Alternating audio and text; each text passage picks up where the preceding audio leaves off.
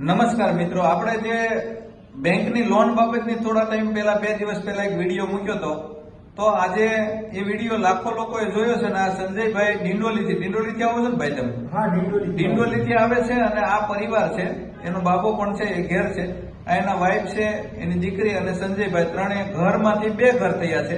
ટૂંકમાં એને એક 16 લાખનું મકાન લીધું હતું, થોડા ઘણા પૈસા ભરીને 12 લાખ રૂપિયાની લોન કરાવી હતી. ત્યાર પછી લોનને બીજી બેંકમાં ટ્રાન્સફર કરી 3 લાખ રૂપિયા ત્યાં જે ભરેલા હપ્તા હતા એ ગયા, અને તોય લોન તો 12 લાખની ઉભી રહી.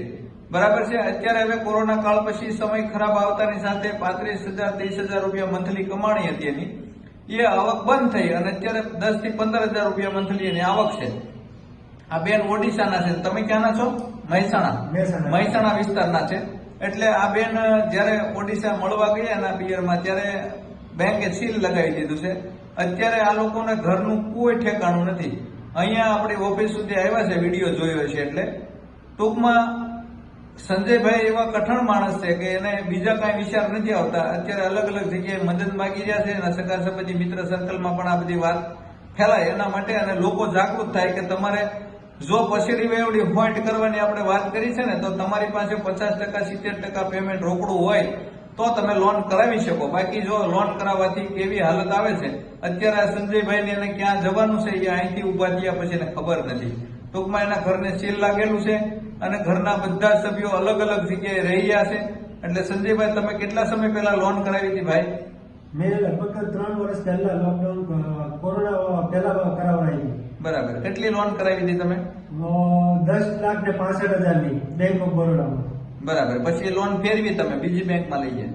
નહીં, બેંક ઓફ બરોડામાં લઈને 10 એસ્પાયર હોમ ફાઇનાન્સમાં 12,50,000 ની લોન હતી મારી.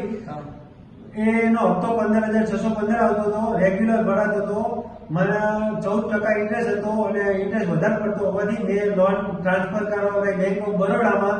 બેંક ઓફ બરોડામાં લોન ટ્રાન્સફર કરાવડાવી મારા ઘરની વેલ્યુએશન લગભગ 10,65,000 ની આવતી હતી, અને ઉપરના રૂપિયા લગભગ 1.5 થી 2 લાખ રૂપિયા ભરવાના આવતા હતા. એ 1.5 ને 2 લાખ રૂપિયા ભરવાના છે. એટલે કહેવાનો મતલબ 12,65,000 ની 50,000 ની લોન 12,50,000 માં જ મને પડી. અને ઉપરથી મારે જે બીજા 1 લાખ રૂપિયા ખર્ચો થયો એ નફાનો, અને પ્લસ જેવી લોન ટ્રાન્સફર કરાવડાવી 2 મહિનામાં લગભગ લોકડાઉન આવી ગયું. લોકડાઉન આવ્યો એટલે લગભગ મારી પાસે જે બી 50,000 કે 60,000 મારી પાસે મૂડી હતી એ બી બેઠા બેઠા ખાવા એટલે પતી જાય, અને પછી ધંધાની કોઈ ઠેકાણું રહ્યું નહીં. એટલે હવે તમારે આ દીકરી છે એ કેટલા ધોરણમાં અભ્યાસ કરતી હતી? 9મા ધોરણમાં અભ્યાસ કરતી હતી. અત્યારે એ અભ્યાસ ચાલુ છે કે બંધ છે? તમે મિત્રો જોઈ શકો છો, આ દીકરીને 9મા ધોરણ પછી અભ્યાસ બંધ થઈ ગયો.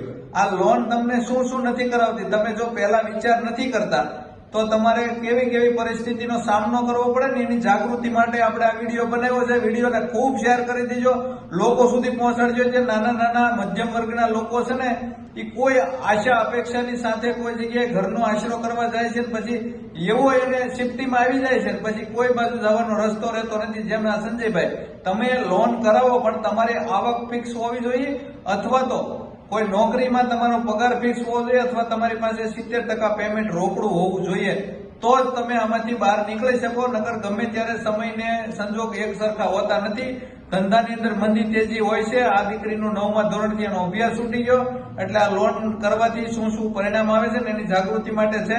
એટલે વિડીયોને તમે પહેલા તો શેર કરી દેજો ખૂબ, અને લોકો સુધી પહોંચાડજો, જેથી કરીને નાના લોકો જાગૃત થાય અને ફરીને આવી ક્યાંય સકંજામાં આવી ન જાય. ઘણા લોકો તમને કહેતા હોય છે કે તમે ઘરનું ઘર કરવા માટે તમે જો લોન લઈને મકાન લઈ લો ને, તો ભાડાના પૈસામાં તમારો હપ્તો ભરાય, તમારે ઘરનું થાતું થાય. પણ મિત્રો, તમે 30 લાખની લોન લ્યો ને તો 60 લાખ ભરવા પડે, 20 ની જો તો 40 ભરવા પડે. એક મકાનની લોન કરાવો તો 2 મકાન લીધા બરાબર થાય છે. એટલે હિસાબ કરવો, જે લોકોએ લોન કરાવી છે એને પૂછવું, જાણવું, જોવું. નકર પછી આવી રીતે બરબાદીના દિવસો આવે છે. આ સંજયભાઈ નથી ઘરના નથી ગાંઠના, એવું ઠેકાણું થયું છે એનું. અત્યારે બરબાદી સંજયભાઈ આમ તેમ આટા મારી રહ્યા છે એનો પૂરો પરિવાર સાથે. એટલે કોઈ જગ્યાએ ધંધો ગોતી રહ્યા છે, ક્યાંક રોજગારી મળી જાય તો. હવે બેંકને સીલ મારેલું છે મકાનને, એટલે શું પોઝિશન થાય આગળ આપણે જોઈએ છે. ઓકે, અસ્તુ, ધન્યવાદ.